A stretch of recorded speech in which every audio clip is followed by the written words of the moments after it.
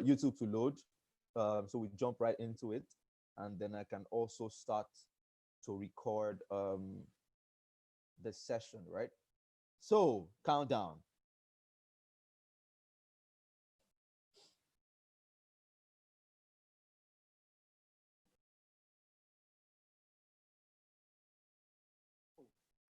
All right, let's look for YouTube to load. All right, so let's get on it. All right, so good evening once again. Today is the 10th of August. It's a Monday. It's a great day to be alive, and another exciting day to also explore radical disruptive ideas that would give us leverage in taking conversations, in joining in on the conversation about what the future of Africa holds, right? I strongly feel that we, the young people, especially we, the young people in the undergraduate community, are the unlocking, at the are where is you guys hold the key to the future, right? Now, today, the venture matrix for the future of Africa Series 7 called is called Ergo. Now, Ergo is a Latin word that means therefore, right? And he wants to explore what are the practical steps that, after learning all these things we've been learning over the last 8 days, right? Over the last 7 days, rather, what are the next steps we need to do, right? What are the next steps we need to do to be able to actualize a transformative economy? What do we need to do to create an enabling environment? What are the first things? What are the basic things we need to tackle first, right? That is what we are talking about in Ergo. So after all is said and done, right, as we've done over the last days, right, therefore, that's what I was trying to say here, right? But it was just interesting to use Ergo for Series 7, right? So this is a roundup of the project, of the publications project, right? And here we get down into the practicals of things, right? So in this series, we'll be talking about, throughout it, right? We'll be talking about 6 major things, right? Highlighted throughout this thing. The first thing is what? In the first paragraph, right, I go back to the beginning, talking about narratives, right? But this time I give specifics on what to do with narrative. This is what to create the narrative, own it, and drive it, right? So those 3 things, right? What are we to do with our narratives? We are to what? Create the narrative, own the narrative, and then drive the narrative, right? That's the first thing we need to do, right? After all is said and done. The second thing is what? We need to what? Disrupt culture, right? Disrupt culture and sustain culture. By disrupt culture, I mean we need to introduce a new, let me not call it new, a progressive form of culture. Yes, that's the word, that's the best word. We need to introduce a new culture to how we see problems, right? We need to start a culture that is excited about problems, about social problems, and about exploring these problems to unlock the prosperous destiny of Africa, right? Um, and as Efosa Ojomo puts it, right, the market creating innovation. So we need a culture of not just innovation, but what? Market creating innovation within the context of Africa, right? The next thing we need to talk about is what? What is the social case for innovation? Means how do we explore innovation to solve social and economic problems, to solve socioeconomic problems, right? That's the third thing we'll be dealing with today. The fourth thing is how do we bridge the gap between economics and business, right? By solving the business of economics and the economics of business, right? So, in simply put, right, what kind of solutions do we need to explore first, right? That can create, that can transform Nigeria or Africa from an emerging economy, right, to an emergent economy. Do you understand? That is what we'll be exploring also, right? The fifth thing is, so how do we create what they call an investment climate, right, for the venture matrix proposition, for something like the venture matrix proposition? How do we make sure it is investment friendly, and what is the role of investment and the flow of capital in actualizing this vision, this responsibility, as we call it, right? And secondly, how do we properly engage stakeholders, right? How do we create mutually beneficial circumstances where both parties, right, which is the undergraduate community, right, and then stakeholders can see a plausible they can see the potential, right, of the undergraduate community in driving change across Africa. And second, and lastly, we're going to understand so what are the main objectives of this venture meetings for the future of Africa? What are the goals? What are the objectives that we seek to actually bring to fruition? What do we seek to actually do with this venture matrix, right? Through the projects, through the other parts of the projects that we'll be talking about, and all of that. So let's jump right into today's piece. So today's piece is called The Venture Matrix for the Future of Africa, Series 7, Ergo. In the previous decade, or rather in the previous decade, rather, the narrative case for the undergraduate community in the economic value creation ecosystem of Africa is an archetype to the folklore narrative about the lion and the hunter made popular by Chinua Achebe's response during an interview with Paris Review in 1994. He gave a charge as a clarion call on the need for the bravery of lions, summed up in this response. There is that great proverb that until the lions have their historians, the history of the hunt will always glorify the hunter. Now, this is one of my favorite quotes of all time. It's one of my most inspiring quotes for this project, right? What I was saying in that first paragraph is what is happening in the current state of things. When we're talking about economic value creation, the current narrative about young people, especially the undergraduate community, exists like the same way Chinua Achebe spoke about the relationship of the hunt and then the lion and the hunter, which is that if the lions, right, don't have historians, that means if the lions are not telling their stories, eh, every story about the hunt will always be that what the hunter succeeded. Do you understand? So even if more hunters were killed during the hunt, or more hunters were hunted than the lions, if the lions do not own their story and tell their story and keep records of their story, the hunt will always, right, be glorified by the hunter. Meaning that it's only the people who tell their stories that will be heard. In fact, it's as practical and as simple as that. Once you go to a crowd, right, the only way your voice will be heard is if you speak. If you don't speak, if you don't share your own ideas, you will not be heard, even if you have all the ideas that people are looking for. So the undergraduate community needs to focus on what? Not just having a narrative, but what? Creating the narrative, owning it, embracing it, and then what? Driving it, meaning sharing it till we get heard. Do you understand? That is what that whole piece is speaking of. That is why when I tell people to share and update their digital journals, right, they don't understand the gravity of what you're doing. That is why people that have been doing it, I can almost bet, I can place my future money on them, that when we start the actual project of giving people resources to invest in student-led initiatives, right, their schools will perform the most because of what?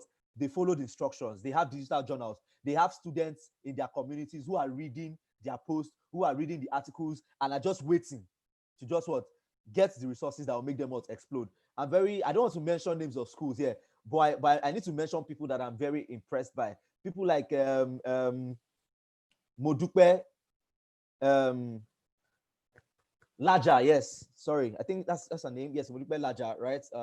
She's been doing impressively well. I'm sorry if I don't mention your name. It's totally fine, right? I'm just doing it as a case of reference. Kende Olashenitu has been sharing a lot. I know Eric Simbelo is one of the most consistent people with digital journal. He's always the first, if not, So those are the kind of people I can bet it that those guys, their schools will catch fire. I'm sorry, please, not fire. I mean, their schools will catch the vibe, right? The fire of the venture matrix. They will catch it easy because what? These guys have been sharing the story. They've been sharing the narrative, right? Please don't be offended if I don't call your name. There are a lot of names in my head. If I start calling names, right, there's going to. But keep sharing your journals. Keep sharing the stories about the narrative of the venture matrix program, and you will see how this will work to your favor in the future. Waris, yes, I know Waris. I have to mention Waris Sanusi's name. Doing amazing job. Yeah, you guys are amazing. Please don't be offended if I don't call your name. So the productivity gap existing in the undergraduate community stems from the existing narrative about their role and participation in the economic value creation ecosystem of Africa.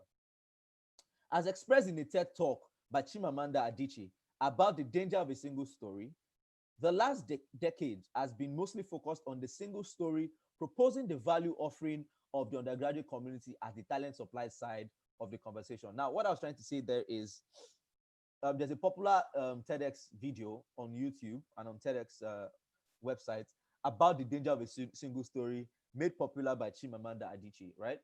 And this conversation talks about, remember that thing I said in series 1 or series 2, where I said, if you don't tell your story, people will tell it for you, even if they don't have the facts or they don't know the story, right? So the same thing with the danger of a single story is that most times the people who actually own the stories do not tell the story. So people tell the stories for them, right? And then they don't cover the major morals of the story. And then those stories begin to drive narratives that begin to create dysfunctions in people's outcomes and realities. So this is what I'm saying here, that because undergraduate community students have not been sharing their ideas, they've not been sharing their narratives, they've not been sharing their stories, right? The ecosystem, the economic value ecosystem just created a story for them that once you hear undergraduate people, they are just talents, right? They are just better when they are employed to solve problems, not that they can be creators of employment. So that is what that is trying to say, right? So there's never one side to any narrative, but the narrative that defines the realities of our ambition is decided by who owns. In fact, this needs to be highlighted, right? Let me take that again. There's never one side. So everybody knows, right? In fact, if you see people fighting, right, and you try to get, why, what's the gist? Why are people fighting? You will not hear one side to the story. Do you understand? If you don't ask the people who are fighting, instead, you are looking at the people who are looking at the fight and you're asking them for the story.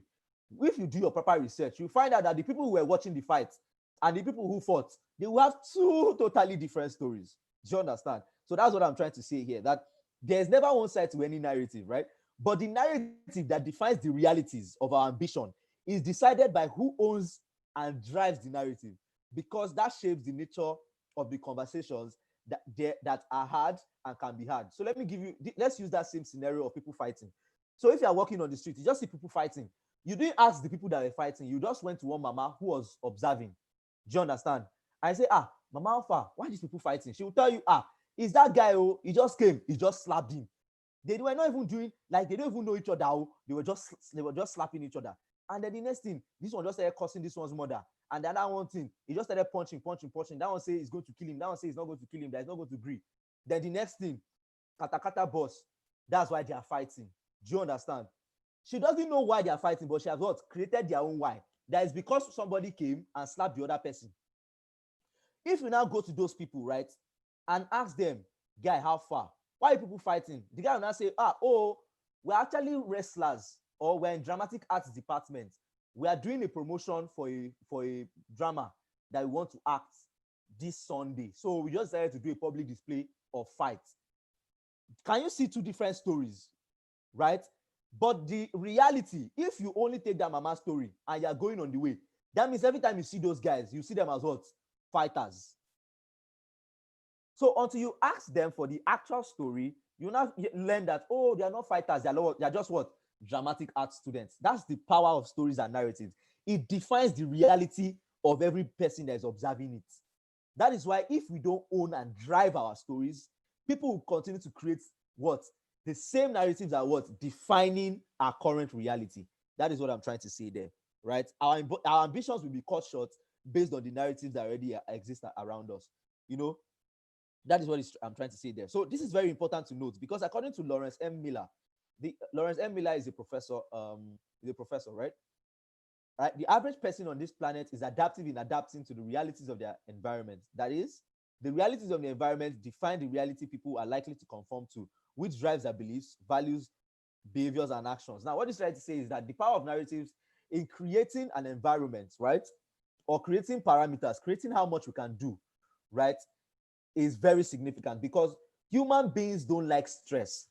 So we like to outsource everything. So why should I be stressing myself asking the person fighting when I can just ask mama who was watching the fight for the story, and then I'll be moving my own? That is why gossips sell faster than actual truth. Do you understand? People just naturally conform to the environment. If just like think of a bridge, right? Every time there's no bridge, people what just normally cross the road because what that is what the environment provides. But once there's a bridge, well, except in Nigeria where it's a normal dysfunction that even when there's bridge, we'll still prefer to cross road. But I'm just trying to say that is the power of environment, right? But that other side of this conversation about culture is because we have a culture for not just respecting structures and stuff. But that's not the conversation for today. But that's what I was trying to explain there, right? So the undergraduate community narrative is highly underrepresented and easily pitched as a talent pool to serve the economy instead of being part of the innovation engine of the economy. I think we should understand this line by now, where I'm saying because we make up a majority of that young population, right? We should also be the ones driving the conversation, right? But then we are currently even underrepresented. Apart from being underrepresented, we don't even have a narrative. By underrepresented, right? You want to say, oh, there are actually people, right, who are doing good, but you find out that they are just a small bunch. It's not balanced. This life no balance. This economic case no just balance. That's what I'm trying to say there. That if you are hearing talents gone, when they're even saying yes, young people in Africa, they are developed as talents and all of that, you find out that most of these talents, if they are not in Lagos, they are in Abuja. If they are not in Abuja, they are in Enugu. If they are not in Enugu, they are in Port Harcourt, and that's all, right? Even though their talents spread all over Nigeria. So there's even massive underrepresentation in the conversation about young people. Aside that, they're not even driving the narrative. There's even still now underrepresentation. So we need to fix that. That is why the Venture Matrix Leaders Program has strived so much to make sure there's what representation. We have people from the north, from the south, from the east, and from the west represented in the program. And I'm so happy that we're able to achieve that, even though not on a massive scale, but at least on a quantifiable scale that we can use to judge our efforts, right? So that was what I was trying to say, right? That instead of being part of the innovation engine of the economy, we are both underrepresented and what's not even existent in the other side of the conversation about economic value creation, right? So the first point of action is a concerted effort to explore the possibility of the other side of the existing narrative and shape a different one, because narratives expose us to the realities of the boundaries and barriers defining how we lead, how much we can lead, and how much change we can lead and for how long. Let me take that again. The first point of action is to share our narratives. That is why, please, you need to take updating your digital journal very seriously if you want your school to change, if you want to be associated with the change that's going to happen in your school, right? So the first point of action is a concerted effort like this leadership program to explore the possibility of the other side of the existing narrative and shape a different one, because narratives expose us to the realities of the boundaries. So that's the power of narratives. Once you start shaping a narrative, you start to see, there is this boundary that we need to focus on. There's this barrier we need to focus on to make our narrative more robust. So that is why you need to share your narratives, right? Because it begins to, just like we learned in the power of questions, it begins to inspire you and trigger you to ask questions, right? So that's what I was trying to say there. So let's jump right in. As I said, we have so much to do today. I've already spent so much time. So every real change that has shaped the realities of our world today can always be traced to a defining narrative that shaped the conversations around that change and inspired a generation to think, believe, and act differently. Just like Steve Jobs, just like Tesla, Elon Musk. Do you understand? There's always a narrative.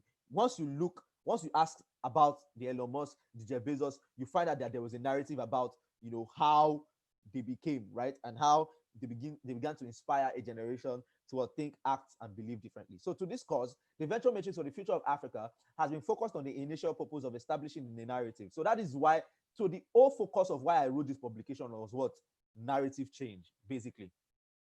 Right? That was what I was trying to say, is that aside sharing ideas and leaving a blueprint, the major focus was what?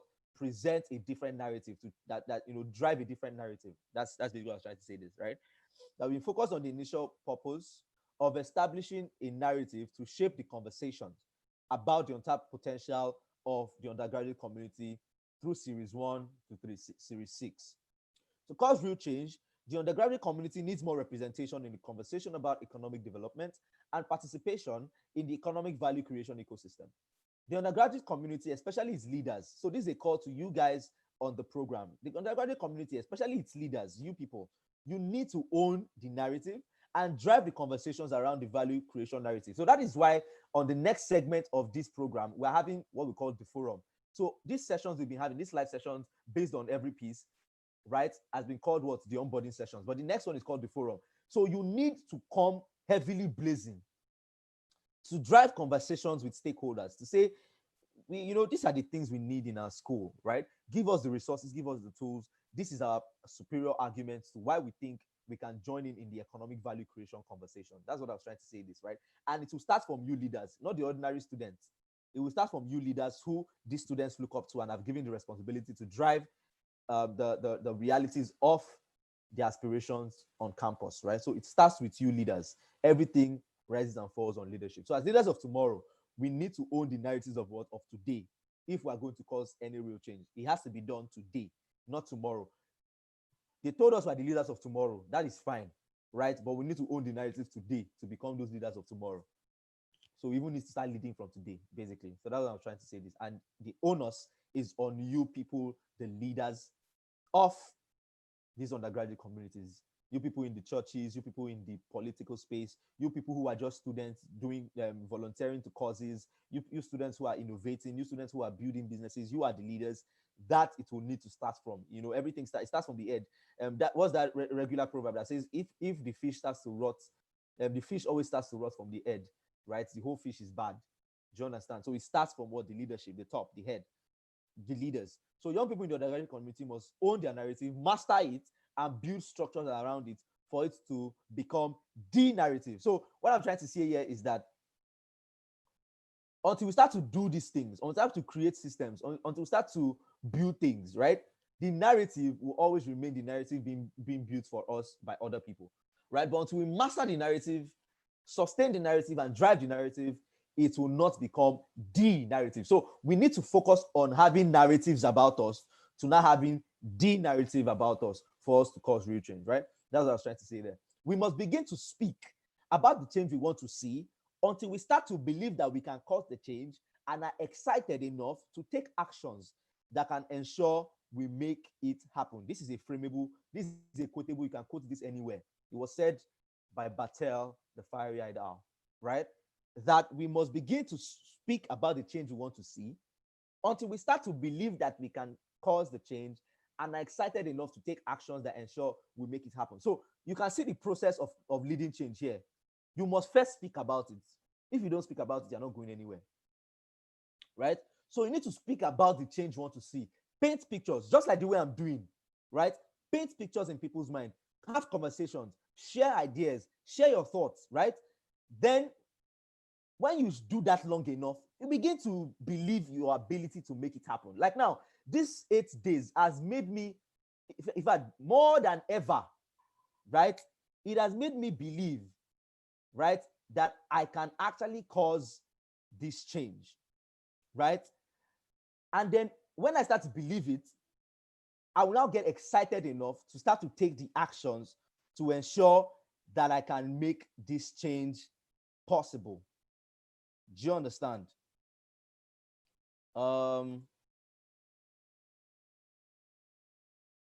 Yes, I'm sorry, please, that video was a little inappropriate. So let's move on to the next end, right? So once we start fixing the narrative challenge, we need to invest our effort in also fixing the culture challenge. So once we fix the narrative, right? I'm jumping into the second thing now, right? We need to fix the culture. We have a very complacent culture right now, a culture of just take it as it comes. There's nothing we can do. A culture of learned self-help, of self-helplessness, of learned self-helplessness. You understand?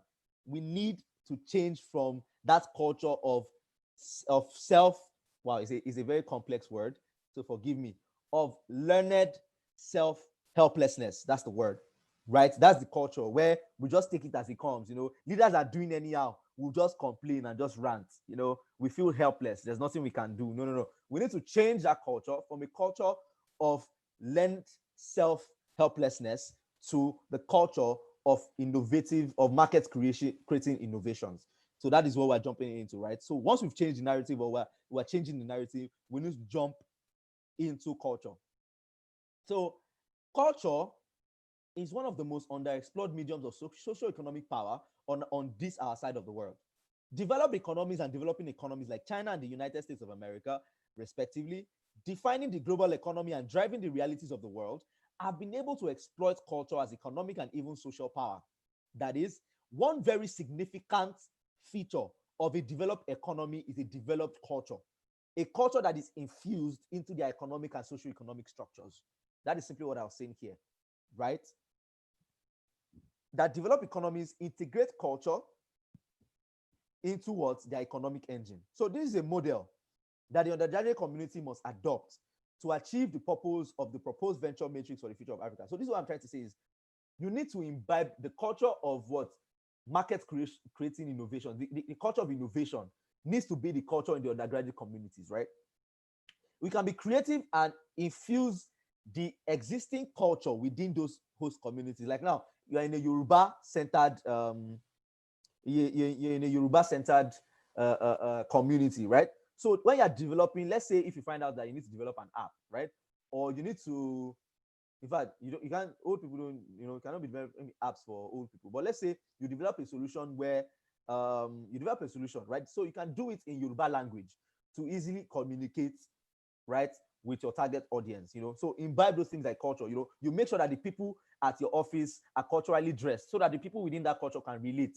So if you're a tech company, instead of wearing swags and the rest, you can wear swags, but maybe have an African print on it, or have so just those little bits of culture, right, can be infused into what this our own culture of innovation, where we see problems and we tackle them with global solutions. We are focused on our local problems, tackling them with global solutions. That's what I was trying to say with this culture thing. So this is the model that we need to adopt. This is how we will not only change the narrative, but also sustain the impact and outcomes of the narrative on Africa's economic outlook. The cultural disruption being addressed here isn't the social or tangible aspects such as language, art, clothing. So that was what I was trying to explain, that you can infuse that, but that is not the kind of culture I was saying we need to disrupt, right? It's not that tangible part, right? But it's the intangible aspects, such as what? The belief systems, the ideologies, the philosophies, the values, the behaviors, principles, systems, and processes. So what I'm trying to say is our new value system, our new cultural system needs to be, our disruptive cultural system needs to be more based on what? Beliefs, ideologies, philosophies, values, behaviors, principles, systems, and processes that promote, right, the culture of innovation, that promotes innovation. That means we need to speak in innovative terms. We need to picture, we need to create in innovative terms, right? That's what I'm trying to say. So it's not just about having artworks, language, clothing, music. No, those are the tangible parts of culture. These are the intangible parts of culture that I'm saying we should focus on and disrupt, right? So instead of learned self-helplessness, right, we need to focus on developing a culture for innovation. So I think I've beat that one enough. So the culture we need to embrace in our undergraduate community is the culture of innovation, and in the economic context of the venture matrix, the culture of market creating innovation. The net impact of cultural disruption on the undergraduate community would be experienced through all verticals of our socioeconomic structure. That means it will be experienced in all facets of our social economy, right? In the social business, everything it will reflect there. Because once people are better, once students feel better, their families start to feel better, things like that. So it will affect all structures. The cultural environment for academia defining the undergraduate community across the University of Nigeria isn't the actual problem, right? So that your university is in one local village, that is not the problem. That's what I was trying to say there, right? Or that the problem of academics as the only culture, right, within the undergraduate community. I'm not saying that's the problem. That's not a problem at all. But I'm saying the problem is that is the only problem. That is the only culture, instead of having an environment that supports different cultures, right? So instead of having just an academic culture, right, within this undergraduate community, right, we need to have a culture for innovation. That is simply what I was trying to say there, right?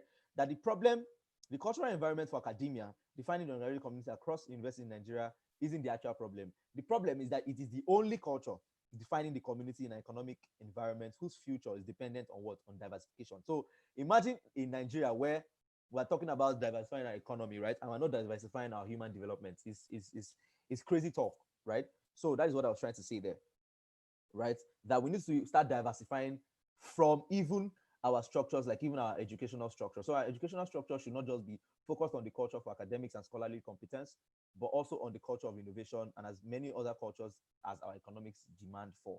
That is what I'm trying to say there, right? So I'm saying we can see this replicated from top down as we look through Nigeria's history and see that we were prosperous when our economic culture was defined by diversification from what agricultural outputs. But sadly, we shifted to a unilateral culture defined by relying solely on one channel, crude oil. So that's what I'm saying, right? That even if we look at history, right, Nigeria and Africa was prosperous when we were more diversified, right? Nigeria used to be very wealthy, where we used to have a diversified economy through what agriculture. So we're doing cocoa, we're doing different agriculture. Where we're invested in livestock. Serving different nations. We're invested in textile, clothing and textile industry. So when we had a diverse economy like that, we were prosperous. But when we now shifted everything just died, and we shifted only to one culture, to one economic stream of crude oil. That is where the major problem started, right? So this sort of misallocation of resources needs to be avoided in the development of a venture matrix for the future of Africa's survival, right? So to make things practical and sustainable, we must make sure that there are forms of measurements against predefined goals implemented by predefined stakeholders, right? So this economy, as we are proposing to integrate into this simple premise defines how we are able to measure the impact of cultural change on an economy as we are proposing to integrate into the venture matrix, right? Are you with me? If you're with me, let me know in the comment section. Hello? So if you're with me, let me know in the comment section. All right. Thank you so much, right? So I said this simple premise defines how we are able to measure the impact of cultural change on an economy as we are proposing to integrate into the venture matrix. We need to measure the impact by how much culture is changing the economy, and this practice has to be part of the design, right? The unit measure of economic potential is the degree of ease of socioeconomic mobility, while the unit measure of socioeconomic potential is the degree of ease of acculturation. Now, what this is simply saying is that how you measure socioeconomic potential, how you measure how well you are doing in your socioeconomics, right, is by the ease of mobility. In simple terms, how you can measure that our economy is getting healthier is by how easy it is to transfer from what lower class to middle class and from middle class to higher class, right? The gap in between those things is what defines how well you are doing socioeconomically, right? While the degree of ease for the way you understand the potential of socioeconomics is what by the degree of ease of acculturation is how quickly and how much are people adapting to the culture, right? So that's what I was basically saying there. So the stakeholders in this context are the undergraduate community made up of the economy and innovation class as described in series 4, and then the host community, right? So cultural disruption needs to start in the undergraduate community, led by the undergraduate community leaders within those classes. The embrace of this culture explored within the existing environment will not only benefit the value creation side, but the academic side also, as students who have scholarly ambitions can access resources to explore those theoretical tools in its practical context of their immediate and host community. So what I was trying to simply say this is that the measure of how well this culture is doing is when students start to actually practice it and solve problems within their local context that can affect what not just the undergraduate community but the host community that their university is located in. That's what I was trying to simply say there, because once the undergraduate community starts to embrace a new culture, right, in their interactions with the stakeholders outside their campus, which are the local mama on the street, the other people on the street, the people out that are not students outside campus and all of that, most of them will start to what adopt your culture, right? Will start to what be acculturated, right, to that culture of the undergraduate community. Do you understand? That's what I was trying to say there. So this means that undergraduates can start to develop the ideas they have for either scholastic advancement or value creation, because there's a culture catalyzing their environments into an enabling one. This ultimately means that the measure of the success of the efforts to adopt a cultural shift to the culture of Okay, sorry. So this ultimately means that the measure of the success of the efforts to adopt a cultural shift to the culture of innovation is the democratization of economic power. Once ever I say democratization of economic power, just means that when economic power is easily accessible by anyone, anywhere, right? So I'm saying that how we will know that the culture of innovation is doing its work is when there's a democratization of economic power easily accessible by both what the people creating the value and the people what's consuming the value. So both by what the value creation class and the economic class of the undergraduate community. But it is not deemed successful until the impact can be replicated in the host community of the university. So what I'm trying to say is when we start doing all these things, right, and the economic class of our universities and the innovation class of our universities are getting access to more economic power, right? Meaning that even though students are not, the students who are creating, and the students who are not creating are just facing academics, both of them are earning money, right? Both of them are earning access to finance, access to funds and all of that, access to a better life, a better quality of life, right? We can say we are successful, but we're not fully successful if we cannot see that same thing replicated what in the community outside our campus. So that's what I was trying to say here, right? So these propositions may sound pleasing to the ear and mind, but they are not void of practical social of a practical socio-economic case that will disrupt our economic framework for generations to come. This need for practicality and result-based approaches is the essence of the approach to designing the proposed venture matrix for the future of Africa. So what I was trying to say is all of these things sound sweet. It just sounds like hula baloo, it sounds like a sweet story, right? But then it is of actual socioeconomic essence that if we do this, would disrupt Africa's economic outlook for generations to come. So that's what I was simply saying there, that this is actually practical. Even though it sounds really good, it is actually practical. It will shock you to see how simple it is to actually practicalize all of these things you've been learning, right? So that's what I was saying here, that the need for practicality and result-based approach, right, is the essence of how I designed this venture matrix future of Africa. I didn't just design something where I'm just building castles in the sky, right? I identified the issues and then recommended solutions, right? So that's what I was trying to say there. So this model deals with the allocation of resources, although this model employs what a social framework. So you can read this thing, right? Right? Let me read it out before I explain it. So this model deals with the allocation of resources.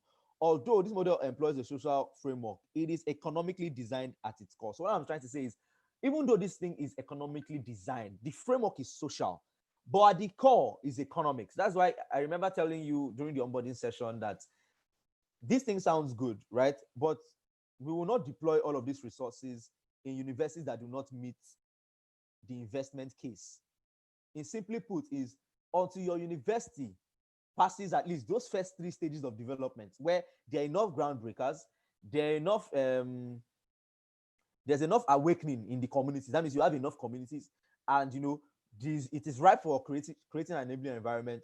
We will not deploy in your school. That is why you need to read these articles, be aware of it, and start to collaborate within yourselves in your school to start to evaluate where you stand, so that you can easily position for these resources. Don't worry, resources is not the problem. It's about your university being an enabling environment where once you can convince investors to invest money in your school, that there are students who are creating solutions of economic value, right? That they will be able to see their money back and get some benefits. Do you understand? That's what I was simply trying to say there, right? That at the core, it is still basically economics. It is not anything free. It's not a handout. It's practical business and economic principles here. So it is best engaged as a social enterprise or entrepreneurship model. So what I'm advocating for is entrepreneurship, but social entrepreneurship, where yes, we are creating value, but we are also solving social issues. We are trying to drive cultural change. That's what I'm trying to say there, right? So at its core, the Venture Matrix for the Future of Africa project is about designing and deploying. So it's not just about designing, just talk and do. No. After all this much talk, the next series of activities, that is from September down to December, is full hands-on work. No more time for talk. We'll be talking for 2 months. Do you understand? So that is what I'm trying to say here, that it's about not just designing, but designing and deploying an approach to increase the participation and inclusion in the economic value creation ecosystem of Africa. This project seeks to achieve this objective. Now, let me say this here and now. My goal, or the goal that we have for this project, right, is that between now and the next cohort, which is what, next year's June, July, right, we would have impacted at least 10,000 or 100,000 undergraduates across Africa, right? So this is a target that we are working towards, right? Like now in September, we're going to be working on a petition campaign to get 25,000 undergraduates to sign a petition for policies that create enabling environments within their universities. So brace up for that. That's what I'm saying. All of this talk will end soon. Real practical hands-on work will start. So you leaders are going to drive this change. You're going to drive this campaign. That is what I was trying to say here. So this project, right, seeks to achieve 5 main objectives, which are: number one, to lead a conversation to reshape a narrative, just like we've been doing. We've been having conversations, right? Number two is what? Inspire a new generation enthusiastic about change, which is what we're doing through the leadership program. Like now, most of you have been here who have been reaching out to me, telling me you've been inspired, you are so excited, you are ready to do something, you're ready to work. Yes, amazing. So that means we're hitting our objectives, right? The third is to present an exciting approach to unlocking Africa's prosperous destiny. So just like the things we'll be talking about, or what we start talking about with stakeholders, with dealing with practical stuff. What can we actually do, right? So the fourth thing is facilitate the allocation of resources and capital to a human capital-centered economic diversification engine for explosive economic growth. What I was trying to say here is, just like the stage what we'll be doing in October, that we'll be doing a nationwide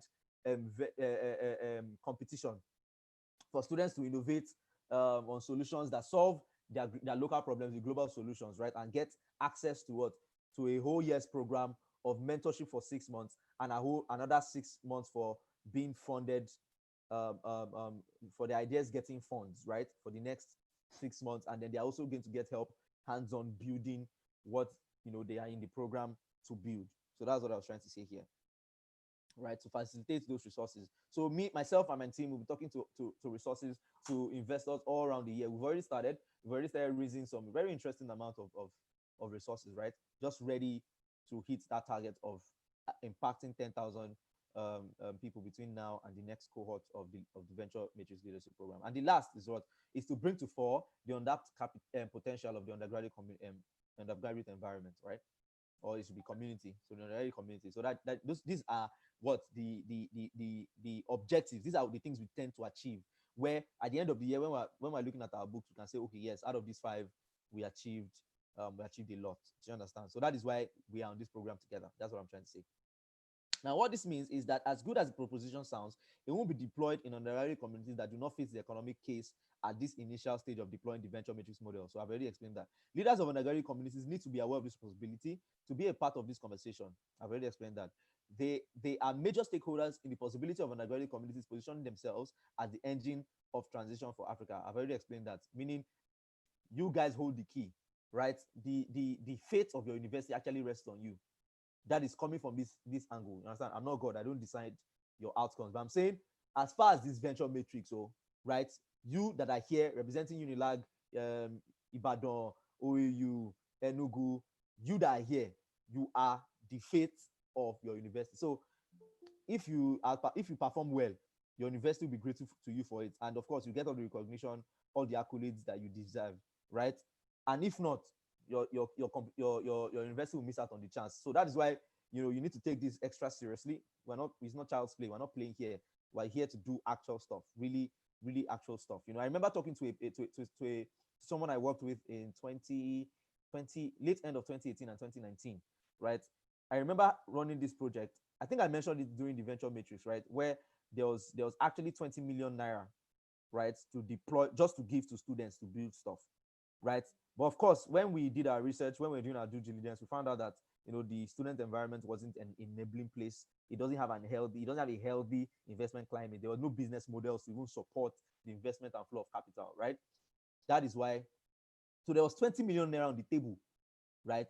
But it could not be deployed to undergraduate communities just because there was no enabling environment. Do you understand? So that's what I was trying to say here, that the fate of your university, right? There are a lot of people that you are unaware of who want to give you guys money, but your community doesn't just support it. Do you understand? So that's why this is being done right now to bridge that gap. That's what I'm saying. This is practical stuff. This is not hula balu where I'm just sharing dreams, I'm just sharing dreams because I want to show that, I know stuff. No. This is practical stuff that has, real life consequences. Do you understand? So I'm saying leaders need to represent this wave of change by stepping up to drive conversations in the adoption of the cultural changes required to achieve this vision. Facilitate multi-stakeholder relationships that could evolve into partnerships and master their narrative to explore the stages of development to establish the viability of their community as one position from the venture matrix of Africa. Like now, for example, we're going to have representatives coming from, we're still working on it, at least let me be transparent, but I feel strongly that we're having representatives from Africa Development Bank who are going to come and engage us on the kind of resources that they can provide us to take on this kind of projects if we're able to successfully deploy the venture matrix in the designated schools, right? So I'm talking to some friends who have connects at Africa Development Bank, talking to some of their people, right, to come and join us in this conversation in the forum, right, for what we're having. So we're going to have people from, I strongly believe, in fact, I say it with my chest, that we're going to have people from, we already have people representing government, both inside and outside the country. So we're going to have people from the Africa Development Bank, development economists and the rest. We even have someone who's a special advisor to, the presidency, coming around. So we're going to have really, really tangible experiences with these people and represent our ideas with them. So leaders need to be responsible with and for the redesign of the university environment as proposed in the series 3, the case and the matrix, right? According to the stage of development that the university is in, as discussed as series 2. So if you don't understand the phases of development till now, this is the best time to go back to all the articles, or at least even go back to series 2 and understand what those phases of development mean and where your school is, so that you can start using all of these things we'll be talking about to quickly position your school for the opportunities, right? Don't worry, when you start seeing what's going to happen, you would understand better. Wow, this is already 4:52. Let me rush now. So 2 basic factors are defining the indicators of undergraduate communities positioned for the venture matrix. They are what? Social and economic indicators. So that's all. So they're just 2 indicators that we're using to judge if your university is ready. They are social and economic indicators. However, the social indicators are the most essential, defined and fixed.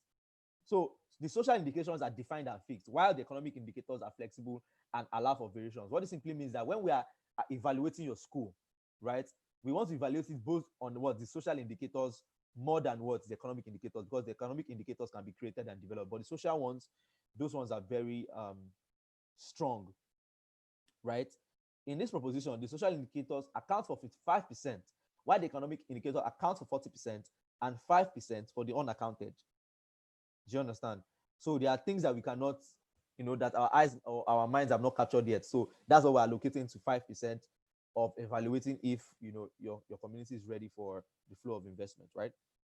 For the unaccounted of the probability of actualizing economic outcomes as desired. So the social indicators must be accounted for first before the economic indicators are considered. The social indicators, the social factors as described in series 2 are what? Disruption. So it's just what we talked about in what the first wave. If there's what been a social political or social political landscape disruption by the rise of leaders, just like how we spoke about, right, in my case where Sheon Fakorede, right, disrupted the political landscape, just like how Naimat, right, talked about a student dying, and then is a health dying of a health challenge that could have been easily treated, and it created an uproar. So we want to check, have those kind of things happened in your school, and the students act. Once we see that students acted, we know, okay, these guys are ready. The second thing is what? The stages of development, right? How many communities do you guys have in your school? So those social factors are the things that we mentioned in series 2, are the indicators that we'll use to what? Note if your undergraduate community is ready or not. That's what I was trying to say there, right? So in series 2 of this project, I talked about indicators and stage of development that define the viability of deploying the venture matrix across undergraduate communities in Africa. I mentioned the first wave, which signals a form of disruption in the social political, or social political landscape of the undergraduate economy that opens up space for a new narrative to be created, shaped, and explored. One easy disruption is highlighted above. That is when leaders begin to lead a cause. So if none of those things have happened, right, the Venture Matrix Leaders Program, right, is your buffer. What this simply means is, if your school doesn't have good social indicators, that's fine. Once you can perform really well in this program, right, uploading your journals, sharing the narratives, getting people involved, getting more people from your school to join in on the program, that one will mark you as being ready on the social indicator side, which accounts for 55%. Do you understand? So that was what I'm trying to say here. So one easily disruption is what is when leaders begin to lead a cause, like leaders in the venture matrix leaders program. So that's the first indicator of an undergraduate community that can cause an economic shift, because everything rises and falls on what? On leadership. The rise of leaders with an agenda that makes the undergraduate community think, believe, or act differently. Like in this case, the venture matrix project is positioning for the allocation of resources to create an ecosystem for that university. So the rise of leaders as the first indicator isn't restricted to this proposition case, but any rise of leaders towards transformative leadership to a cause in forms of political, social, academic, business, etc. So any form of social disruption at all will account for that. You understand? So the second indicator is a form of transition through the life cycle of development, as explained in series 2 also. So as I said, if you've been able to cross the first 3 stages of development and then gotten to the 4th stage, which is what? The enabling environment, you'll be considered as ready, right? So this also, because if you've not passed through those stages, then what are we deploying? You don't have a case for the deployment of the venture matrix for the future of Africa. So as I said, this is supposed to be practical. So I'm just telling you things to look out for and prepare for, right?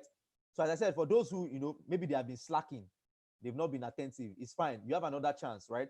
Once we close the application deadline today, we're going to start another type of onboarding before the forum, where if you have not been followed up, we'll reach out to you and tell you about your participation and tell you, oh, we don't think you're performing well, and you can choose to either be evicted or reactivate your partnership, your this thing by doing XYZ things, by doing 1, 2, 3, 4, 5, 6 things. Do you understand? Then when you do that within the same timeline, you'll be marked as active and ready for the program.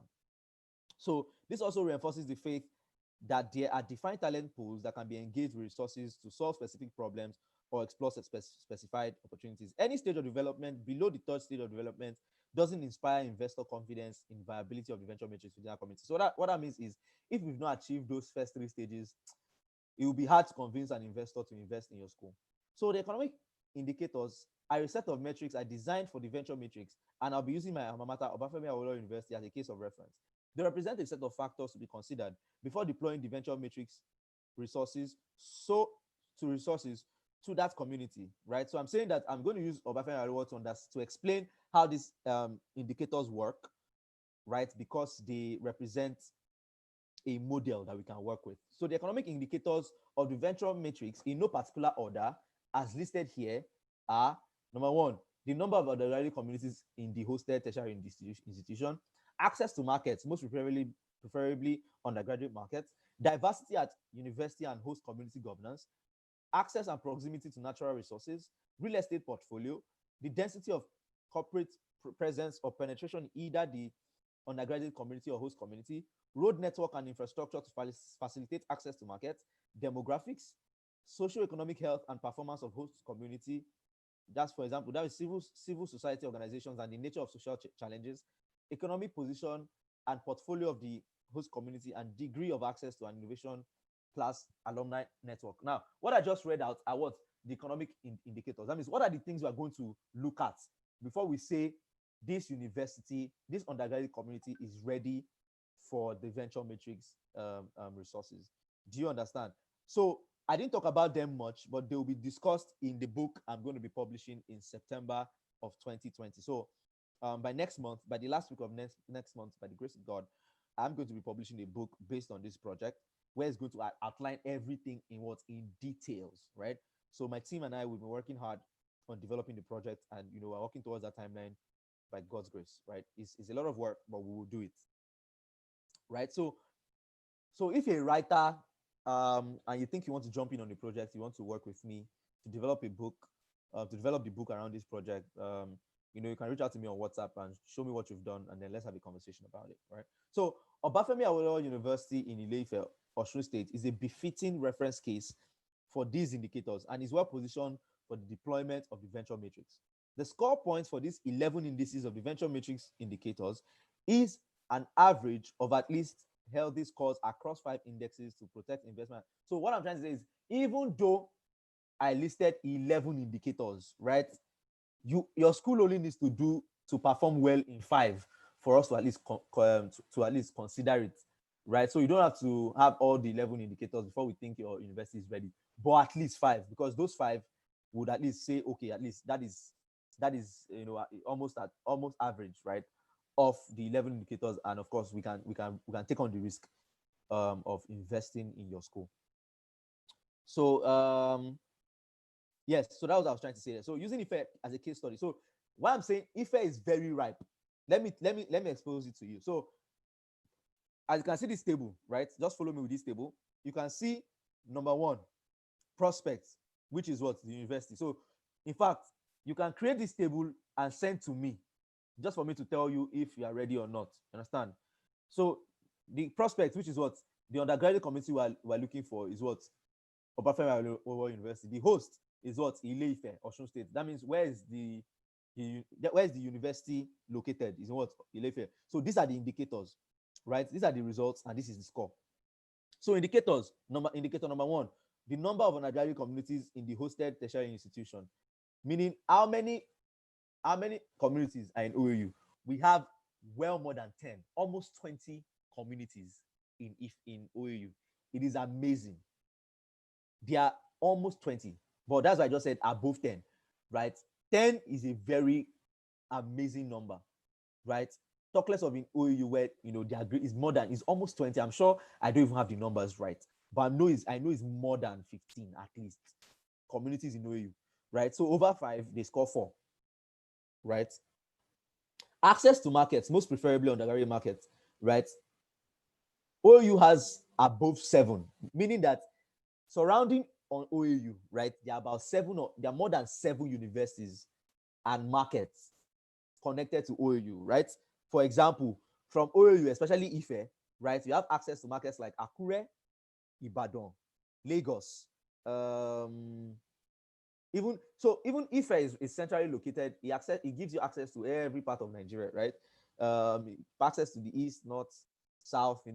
It's just really interesting that Ife is placed that way. And then there are even access to markets, which is what there are other universities surrounding Obafemi University. There's Redeemers. There's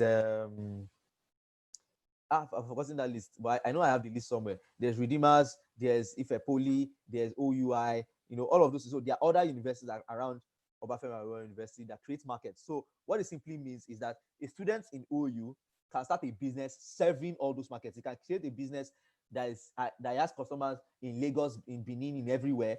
He also has customers in other universities like OUI, Redeemers University, all those private universities, and also does access to markets, right? Third, diversity of university and host community governance, meaning that how diverse is their governance in the university and what their host community. So there's both local and gubernatorial governance, right, in Ife. So they have the Oni, or the Oni, sorry, of Ife, right, who provides governance at that level, right? And then they also now have a state gubernatorial. So it's diverse, right? So if you present your case to the state, they do not allow, at least at the palace, right? Your case can be considered. That's simply what I'm saying. So it's diverse, right? And it is also detached from the university's governance or allegiance to any party, right? That is what I mean, right? Although at the state and gubernatorial level, right, they are attached to political parties, but I mean your case can still be presented, even if it's non-partisan. That's what I mean. So access or proximity to natural resources, right? So Ife has more than 10 natural resources available here in Ife. I'm not even talking about Osun State. I'm saying here in Ife, right? So that there are more than 10 natural resources. Now, why is natural resources necessary, right?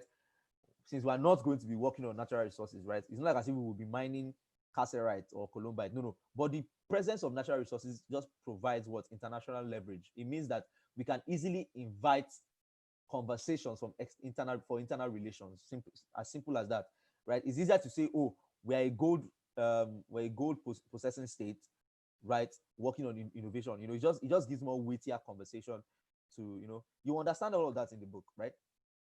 So there we scored 3, because even most of these resources are not very high consumables, but we have very high consumables like gold, we have like columbite, we have granite, we have wood. Actually, we have a lot of wood and iron ore. So that's what I simply mean there. So real estate portfolio is is there a diversified real estate portfolio or economic classes? Yes, in Ife, you have real estate for the rich, you have real estate for the middle class, you have real estate for the poor. In Ife, you can still find rents of 20K per year. Can you imagine? Right? You also still can find rent of 180K per year, and you can find rent of 600K per year. That's what I'm trying to. That's as simple as I can explain it, right? That the real estate portfolio is really diversified here in Ife. So also look for that in your university environment and see how diverse that portfolio is, right? So density of corporate presence or penetration in either the undergraduate community or host community. So this means that how much corporate presence is in either what the university or outside. For example, in Ife here, right? We have Terragon. Terragon is a very big company, yet they have an office here. So that means that there's something they see here. That means this place is what economically viable, right? Mobile just opened its own car wash, right? So it shows that there's corporate presence here. Big businesses have business here. There are people building businesses here, in Ife. So that means there is something here that makes it economically viable. Either maybe because of the cheap labor, maybe because of the access to good light, maybe because of the access to low cost of living and rent. Maybe that's why.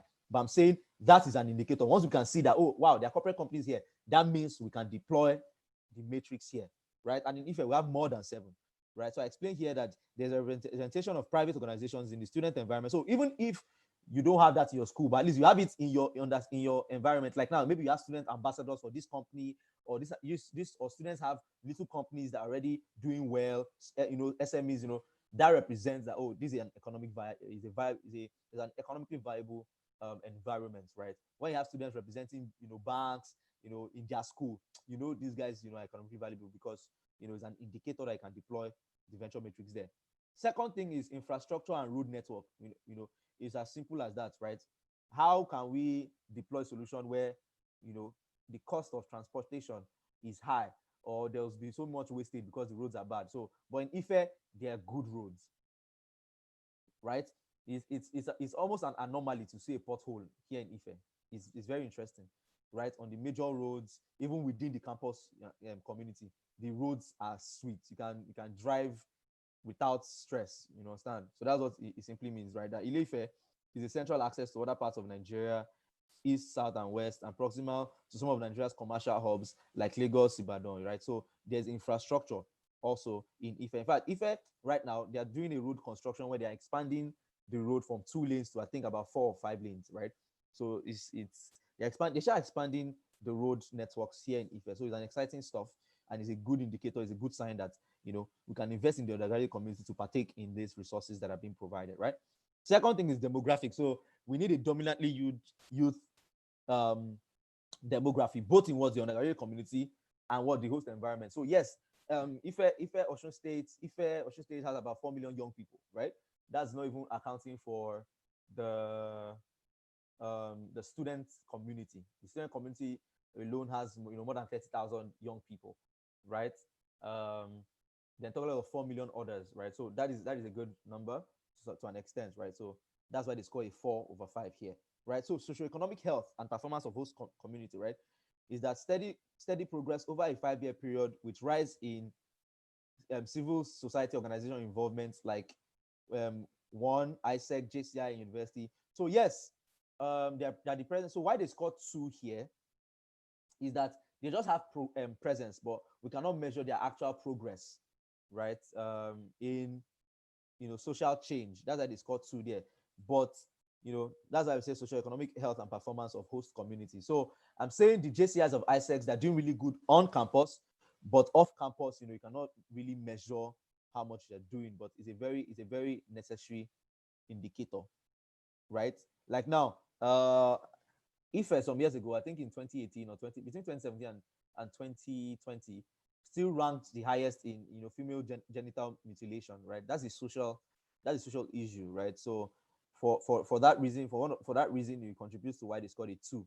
If we have more civil society organizations advocating for more human rights and all of that, and more social problems, they could have scored better. But I'm saying that's an economic indicator that once we see that, we know, okay, it's ready for change, right? Because once we know that people are thinking differently, we know that deploying things as novel as this would not be hard. So degree of access, right? So the last The okay, not the last. The 10th economic indicator is economic position and portfolio of the host community, potential to become an economic player. So, we use economic indicators to notice, to evaluate if what the local community, not the undergraduate community, or the local community. So, like in Ife, like in Obafemi University in Ife, right? What is the potential for Ife to become an economic player right now? It's not very high. Do you understand? So that's why it's called a two, right? Compared to a place like maybe Lagos or a place like Kaduna. Yes, Kaduna is one of those places that the economic position is increasing like fire because of amazing, great leadership, right? So that's what I was trying to explain there. So the last indicator is what the degree of access to the innovation alumni network. What that means is how much of the alumni actually created solutions in their school. That's what it means. How big is the alumni of the innovation class? Once you understand this, in OAU, our alumni network for innovators is big. It is crazy. They even have a group already. Do you understand?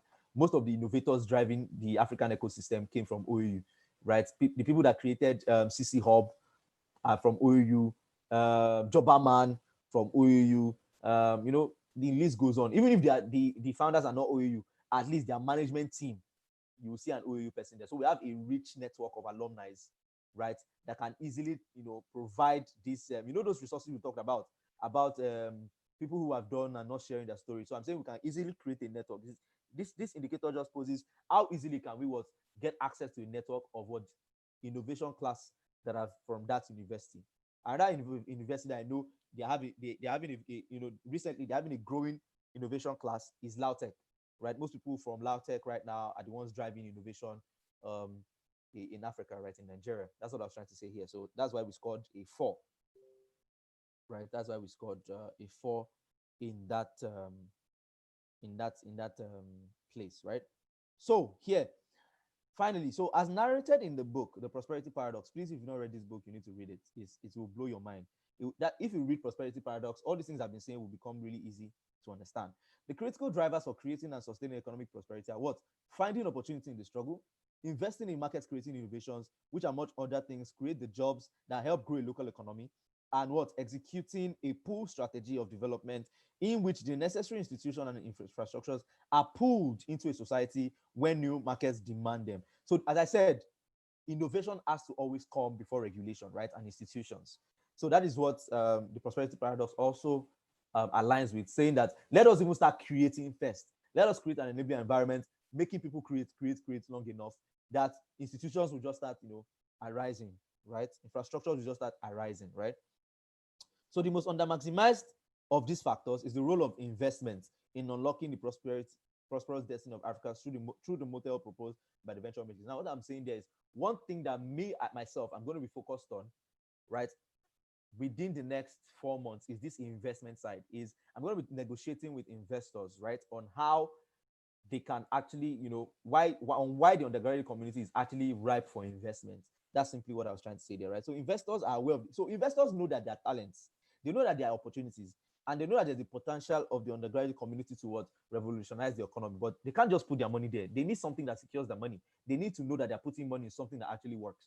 That's what I'm trying to say here, right? So investors are aware of the talents, opportunities, and potential of the undergraduate community because most of them started in these communities. Most of them even employ from these communities, right? But before this time, there hasn't been a proposition to bridge the gap between potential and prosperity within these climates. I mean, before what I'm doing now, it's not easy. They've not seen an avenue on bridging the gap, right? So I feel very lucky to be part of this. I feel very lucky because I can easily drive this conversation because they are already aware of it. They've just been looking for someone or some group of people to represent the possibilities of this idea.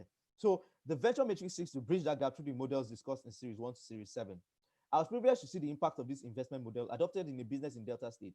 So a business leader with business operations spanning 4 different states with plans for expansion to 6 others had grown fond of the series and decided to adopt some ideas for his business, which just a month ago had a production capacity of 10,000 units daily. So I'm saying, so there's a leader who I respect very much. He has been reading this series and he got some ideas and he explored it. And he has a nationwide business, right? He has four locations that they're expanding into 6 locations, in the next. Okay, I think that's even private information. So they're expanding, but they're growing really fast, right? So he invited me to witness how we had decided to employ local talent. So he actually invited me over to his business to come and see and have a conversation on how he can better exploit these ideas that I've been proposing, right? So he invited me to witness how he had decided to employ local talent to solve a production capacity problem by innovating on the design of one of his equipment, which drastically reduced his initial cost of acquiring a piece of equipment worth 10.5 million naira to 3.5 million naira and increased his production capacity by 150% in output, while overall operational cost was reduced by 30%. Now, what it simply means is that by some ideas that he recognized in this piece, he was able to was able to increase the production capacity by 150%. That is double and then half of it extra, right? And reduce the cost of operations by 30% because of what? He employed local talent to innovate around a problem.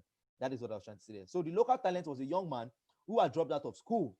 He didn't have academic qualifications to be trained by Indians over a period of 5 years and can now design this equipment while training a team to do the same. This investment would create more jobs, generate more revenue, and serve more non-consumers with great quality at lower cost due to the decrease in production cost and an increase in production volume. Right? I'm sorry I'm a little over time. That's why I asked for extra 15 minutes. But if you have something else to do or something else to or somewhere else to go, you can go and then you can join in later. Right? So investments, funding, and grants are a huge aspect to this proposed value creation ecosystem within our undergraduate communities, because when the flow of monetary resources is directed towards the transition into capital, it doesn't just remain money anymore, but becomes an enabler for the creation and exploration of opportunity. What that simply means is that when there's funding, right, it transforms from money into what? Capital to explore opportunity. So the narrative of this series of publications is primarily targeting investors, right, as major stakeholders within the venture matrix ecosystem. This project has mostly considered the investment and venture capital framework in its design and makes the potential of the undergraduate community less far-fetched and investment friendly. So what this means is that the way this project has been designed is to appeal to investors. That's why most of the terms have been appealing or directed at investors, convincing and persuading investors to put some of their money in the undergraduate community. So the investment case for the venture matrix, that is, what investors have to invest in is what? Market creating innovations with business cases that achieve 2, 3, or more of these outcomes. So create jobs. So I'm saying they need to invest in ideas. What me too, I will be focusing on investing in the next 4 months is to invest in ideas that match these 3 cases, right? Even the competition will be designed to host ideas of students to match these 3 objectives, which what? The idea is to create jobs directly or indirectly, or empower people to create or explore opportunities in any form for a better quality of life. So the idea is to what? Employ the local indigenes or employ students, right? To what? He has to create jobs, even if it's what?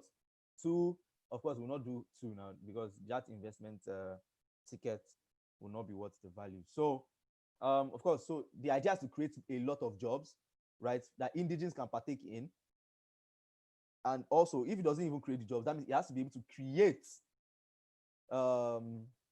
It has to empower people to be able to what? Create jobs. For example, if I start a venture capital fund now and I have 100 million naira, right? Your innovation can be to create another venture capital firm that helps me maximize maybe 20% of that to give it 50% returns.